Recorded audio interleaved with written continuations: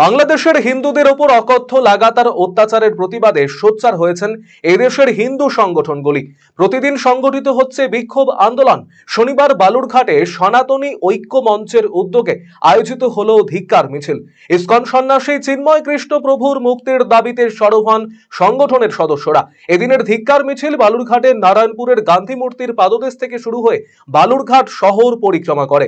বালুরঘাটের সনাতনী ঐক্য মঞ্চের দাবি, অবিলম্বে বাংলাদেশে হিন্দু সম্প্রদায়ের ওপর অত্যাচার বন্ধ করতে হবে ইউনূস সরকারকে, পাশাপাশি মুক্তি দিতে হবে চিন্ময় কৃষ্ণ প্রভুকেও।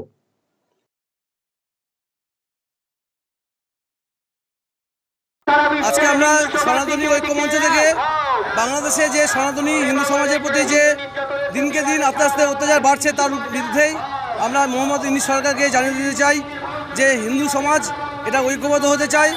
আমরা তার যে নির্মম হিন্দু সমাজের প্রতি যে নির্মম অত্যাচার সেটা বন্ধ করার জন্য এই প্রতিবাদ মিছিল আমরা করছি।